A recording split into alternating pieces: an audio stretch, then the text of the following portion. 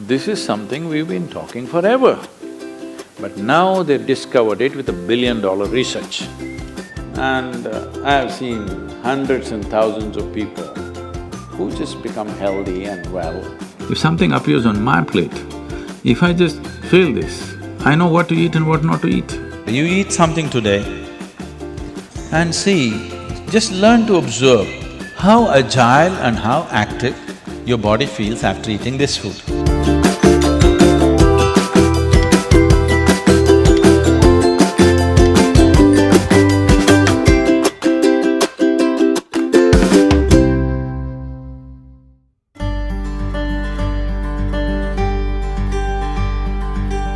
The simple thing right now that's a rage in the world is, if you come to our ashram, all the people there who are physically immensely active eat 10 o'clock in the morning, 7 o'clock in the evening, 2 meals.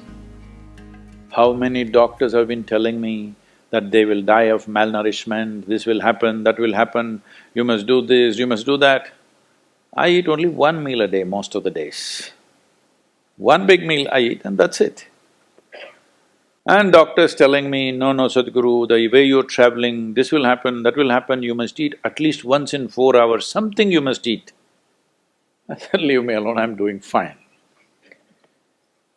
But now, a big university in America comes up with this called intermittent fasting. It's not nonsense, it's good, but they rediscovered something that we have known forever. Now everybody is saying there must be a 16-hour gap. Then all your ailments will go away. What the hell were we saying all these thousands of years? The simple thing is, there are many aspects to this, psychological, physiological. But now cancer is on the rise in the world. A cancerous cell is like a criminal in the society. All of us have in our bodies. Only if they become… their concentration becomes more than what they should be, or they gang up and locate themselves in one place, they become like organized crime. There are pickpockets in Kochi, I'm sure. Hello?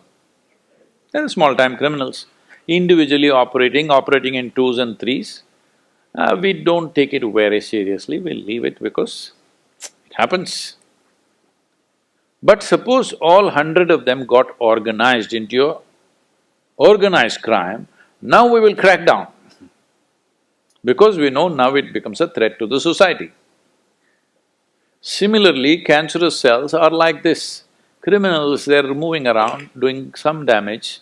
Their only problem is, right now, they're generally eating about 8 to 12 times more than what the other cells are eating. So if you just give sufficient break between one meal and the other, most of them will die because they cannot survive. This is something we've been talking forever. But now they've discovered it with $1 billion research. And I have seen hundreds and thousands of people who just become healthy and well simply because they're not fueling up all the time when the tank is filling. In the yoga center, all the time people are physically active. So everybody is very hungry by the time it's 3:30, 4 o'clock in the evening, they're extremely hungry. But we learn to live with that because empty stomach and hunger are two different things. Hunger means your energy levels start dropping. But empty stomach is a good thing. In the yogic sciences, today modern science also is coming in line with this. But what we know by our experience, you will spend $1 billion to come there. Because research is all about how many $1 million, that's how it is. Your body and your brain works at its best only when your stomach is empty. So we always make sure we eat in such a way, how much ever we eat, our stomach must be always empty within 2 to 2.5 hours' time maximum. So we go to bed hungry always. People think they cannot sleep. They can sleep. On an average, for 25 years on an average, I slept only 2.5 to 3 hours. These days I'm getting little lazy and sleeping anywhere between 3.5 to 4.5 hours in spite of the level of travel that I have. When I say level of travel, if I say my level of travel in the next few days, you will fall off your chair. Yes? Should I tell you? No, not necessarily. Because in the next 10 days, I'm in 5 different countries doing I don't know how many events, all kinds of events. So, you're able to keep this up simply because you don't overeat. It's very, very important. Everybody eats 2 meals. I generally eat only 1 meal, 4:35 in the evening, because I don't like to sit in front of the plate and worry about how much to eat. I like to eat well. So, 4:35 in the evening, if I eat a meal, it's only next day. Is this enough? Am I looking okay? Hello? Because any correction and purification that needs to happen in the body, your stomach needs to be empty. It's very, very important. Otherwise, the purification on the cellular level will not happen. You pile up things and then you have all kinds of problems.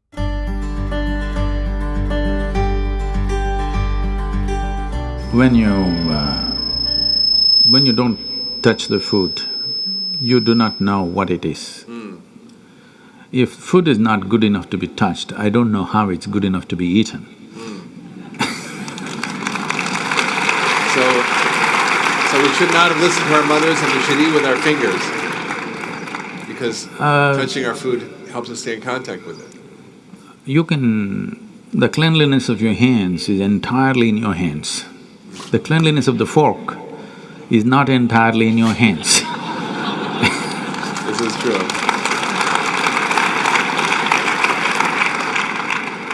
And nobody else but you have used these hands. So, there is an assurance as to how clean or not clean it is right now. The fork, you do not know who's used it, how they've used it, for what they used it.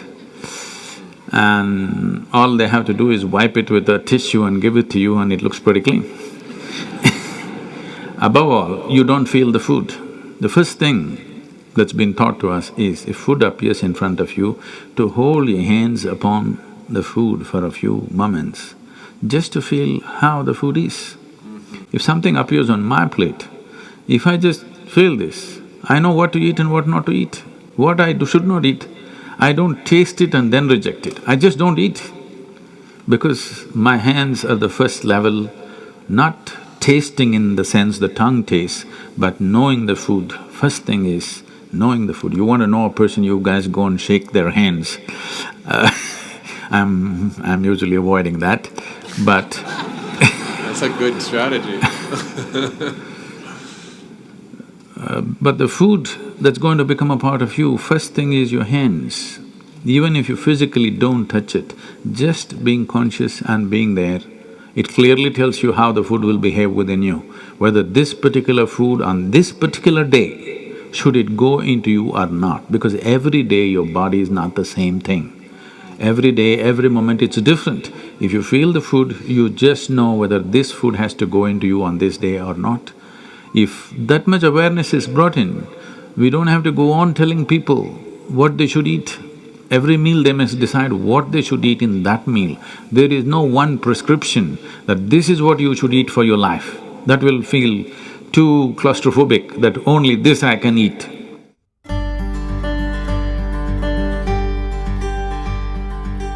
Your selection of food and consumption of food also must happen consciously.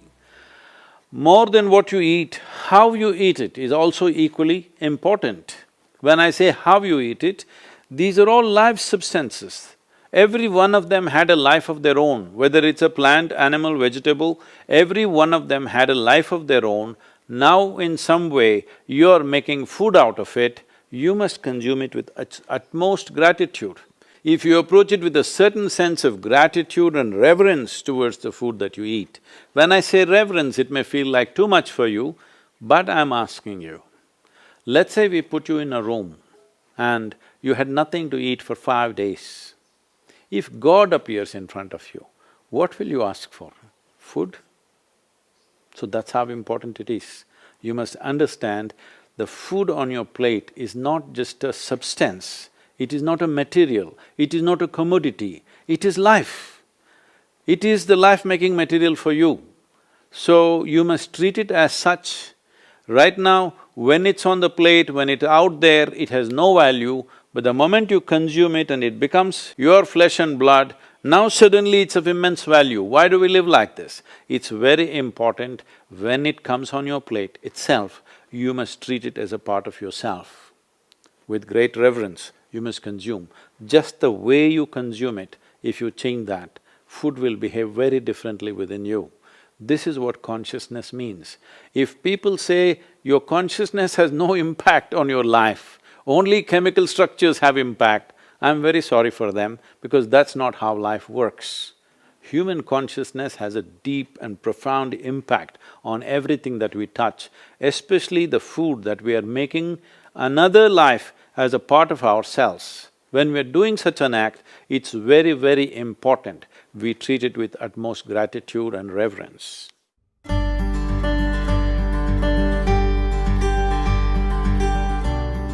I want to tell you, there is no such thing as good habit and bad habit. Habit means you are functioning unconsciously. If you are functioning unconsciously, that's a bad thing because the whole thing about being human is we are capable of doing things consciously. That is the beauty of being human, that we can do everything consciously. What an animal does unconsciously, we can do the same thing consciously. We can eat unconsciously or we can eat consciously. We can breathe unconsciously or we can breathe consciously. Everything that we can do it consciously. The moment we do something consciously, suddenly that human being looks very refined and wonderful. Just because somebody walks and speaks consciously, doesn't he become a beautiful human being? Yes or no? That's all. So why is it that we are trying to develop habits as if there's a good thing? Habit means fixed realities where you don't have to think. You get up in the morning and it'll happen to you. No, don't try to automize your life. That is not efficiency, that is the efficiency of the machine. This one is supposed to function intelligently and consciously. Nobody is expecting it to function like a machine. So, about food and stuff, food must be suitable for the body that we eat for. It is for the body. This is a building material for this body, the food that you're eating. What is the appropriate food? Unfortunately, it's all messed up right now. Traditionally, we ate very sensibly in this country, but these 1,000 years of innovations have brought other kinds of food cultures, and today the national diet is pizza or pasta. What is it? Which is one? I don't know. Both were competing. So, we are losing our sense about food. It's definitely time to look at what is the most suitable thing. If I go into that food, it's a very long process, but you must experiment with food, not just by the tongue, but by the body. You eat something today and see, just learn to observe how agile and how active your body feels after eating this food. If it feels like it wants to go to the grave, that's not good food. If it feels like it wants to be alive after eating this, except coffee, because that's a stimulant. If you eat food and your body feels very agile and alive, that means it's good food, body is liking it. If you eat something, it feels dull, that means it's not liking it, it's having difficulty with it, that's why it feels dull. So just on this basis, there's a much… this is a very simplistic way of putting it.